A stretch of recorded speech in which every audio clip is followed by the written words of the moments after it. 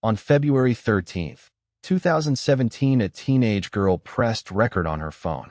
She did not know it at the time, but that single act of courage would define one of the most haunting criminal investigations in American history. The video she captured was grainy and brief. A man walking across an abandoned railroad bridge, his voice low and commanding. 3 words that would echo through the years. Guys, down the hill. For more than 5 years, those words were the only real clue. A phantom lurking in a small Indiana town, hiding in plain sight.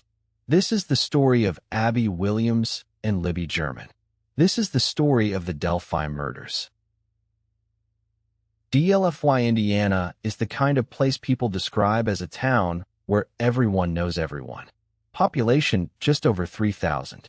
Nestled along the banks of Deer Creek in Carroll County. It is a place of covered bridges and family farms. A place where children still play outside without fear. Or at least they used to. Abigail Williams went by Abby. She was 13 years old. A quiet and artistic girl who loved drawing and spending time outdoors. She had a gentle spirit and a warm smile that could light up any room. Her best friend was Libby German. Libby to everyone who knew her. Libby was 14.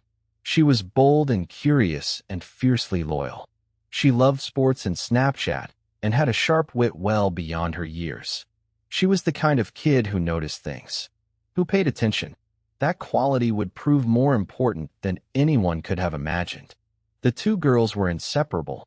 They spent their days together doing what best friends do, laughing at inside jokes, making plans for the future, dreaming about high school and beyond.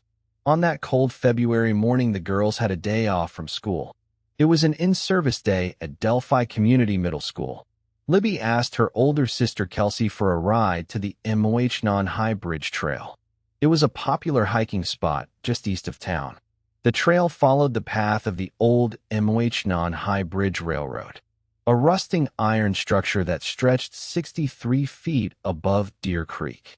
The bridge had not carried a train in decades, but it had become a local landmark, a place where teenagers went to test their nerve by walking across the old ties with gaps between them showing the water far below.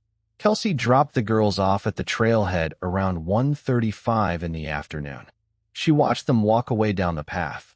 That was the last time she would see them alive. Sometime around 2:07 that afternoon, Libby posted a photo to Snapchat. It showed Abby walking along the old railroad bridge, the wooden ties beneath her feet, the creek far below, the sky overcast and cold. It is the last known image of Abby Williams alive. What happened next has been pieced together from the evidence on Libby's phone. At some point while the girls were on or near the bridge, a man approached them. He came from the south end, walking with purpose across the decrepit structure. Libby saw him coming, and in a moment of extraordinary presence of mind, she began recording video on her phone. The footage captured a figure in a blue jacket and jeans. His hands appeared to be in his pockets, or possibly concealing something beneath his coat. He walked steadily toward the girls. Then came the audio, a low, gravelly voice. Just 3 words. Guys, down the hill. Those 3 words confirmed the worst. This was not a chance encounter with another hiker. This was an order.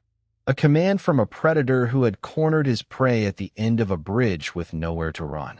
The girls were forced down the steep embankment toward Deer Creek.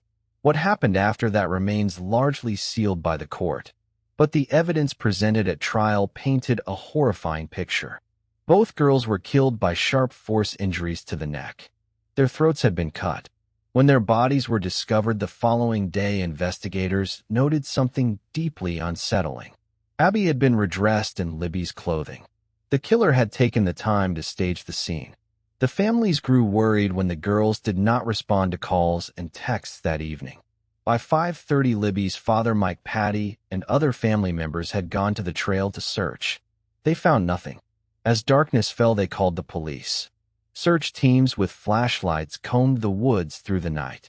It was not until roughly noon on February 14th that volunteer searchers found the bodies. They were located on the north side of Deer Creek, approximately half a mile from the bridge. on private property. The scene was horrific. Delphi, Indiana had its first murder in decades, and it was a double homicide of 2 children. Within days, the Indiana State Police released the image and audio from Libby's phone. The grainy photo of Bridge Guy became one of the most widely circulated suspect images in modern true crime. A man in a blue jacket, jeans, a hat or hood, walking across the bridge with a distinctive gait. The audio clip spread even further. "Guys, down the hill." Investigators asked the public a simple question. "Do you recognize this voice? Do you know this man?" Tips poured in by the thousands. The FBI set up a dedicated tip line. Billboards went up across Indiana and beyond. The reward fund grew to over $325,000. Everyone was looking for Bridge Guy. In July 2017, police released a composite sketch. It depicted an older white male, somewhere between 40 and 60 years of age, with a reddish-brown complexion and a newsboy-style cap.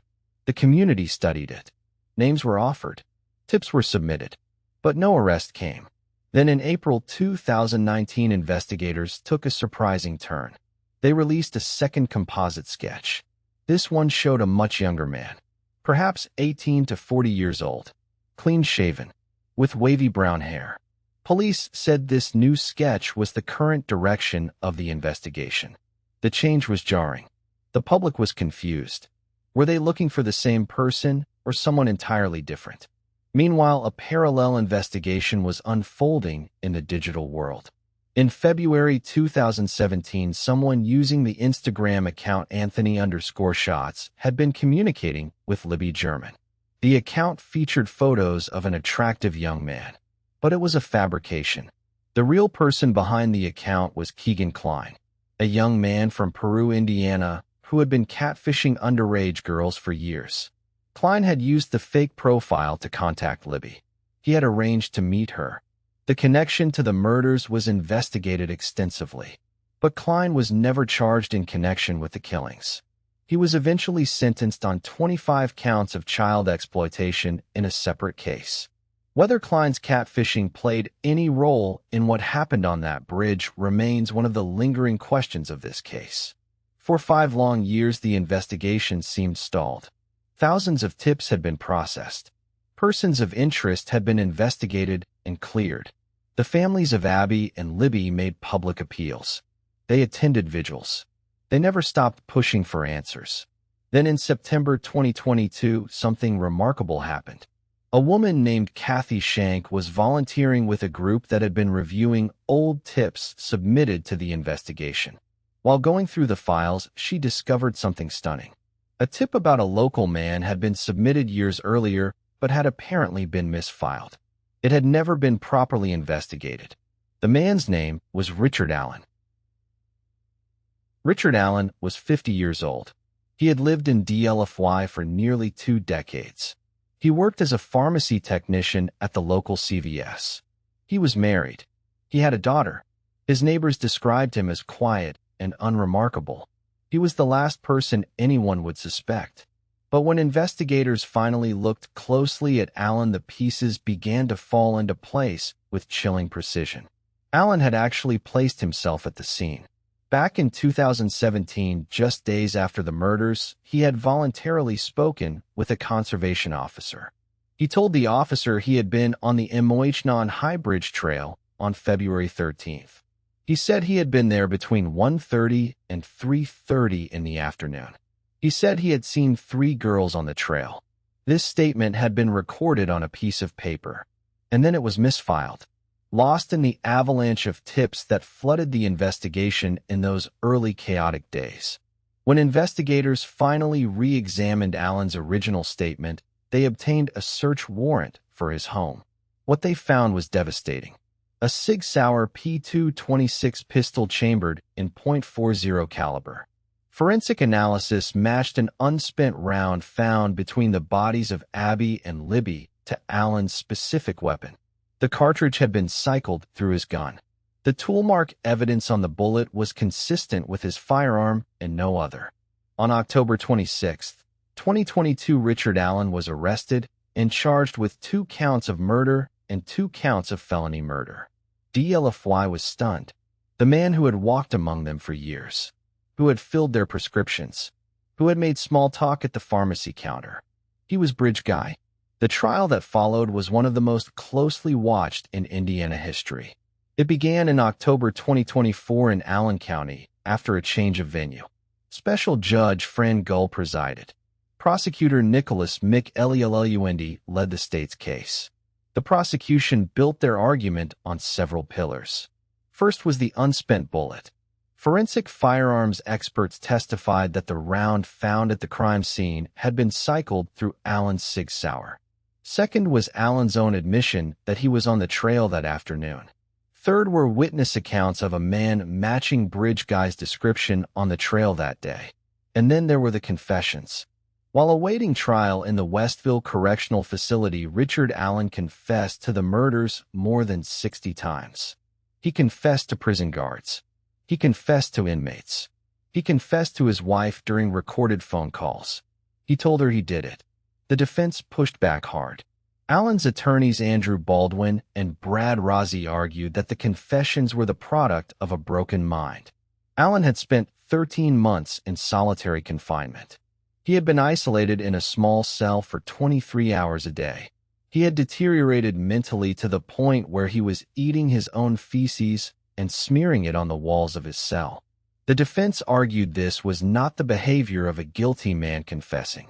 It was the behavior of a man driven insane by his conditions. The defense also advanced an alternative theory. They pointed to evidence that the crime scene bore hallmarks of an Odinism ritual killing. Sticks had been arranged on and around the bodies in patterns resembling Norse runes. The defense presented evidence linking several men with known Odinist affiliations to the area. They argued that Allen was being railroaded while the Raal killers walked free. Judge Gull ruled the Odinism theory inadmissible. She found that the defense had not established sufficient evidence connecting the alleged Odinists to the crime. The ruling was controversial. Many observers felt the defense should have been allowed to present the alternative theory to the jury. On November 11, 2024, after roughly 4 days of deliberation, the jury returned its verdict. Guilty on all 4 counts. 2 counts of murder and 2 counts of murder while committing or attempting to commit kidnapping. The courtroom was packed. Families on both sides wept. Delphi had its answer. 7 years and 9 months after Abby and Libby were killed. On December 20th, 2024, Judge Gull sentenced Richard Allen to 130 years in prison, the maximum allowed under Indiana law. He was given 65 years for each count to be served consecutively. He would die behind bars. Carroll County Sheriff Tobe Leesenby, who had worked the case from the very first day, stood at the podium during the sentencing hearing. His voice steady but heavy with the weight of years. Justice, he said, had finally been served. The conviction of Richard Allen brought a measure of closure to Delphi. But closure is a complicated word when 2 children are dead. Mike Patty spoke outside the courthouse after the verdict. He said he was grateful. Grateful for the investigators who never gave up. Grateful for Kathy Shank, who found the misfiled tip. And most of all, grateful for his granddaughter Libby. She was the hero of this story, he said. She had the presence of mind to press record. She captured the face and voice of her killer at 14 years old, while staring down a nightmare most adults could not comprehend. Without that video and audio, the case may never have been solved. Libby's recording gave investigators the image they circulated around the world. It gave them the voice that people try to match. It gave them the critical piece of evidence that ultimately helped identify Bridge Guy as the quiet pharmacy tech who lived less than 3 miles from the bridge. Abby's family asked people to remember her as more than a victim. She was a girl who loved art and the outdoors. She had her whole life ahead of her. She deserved to grow up.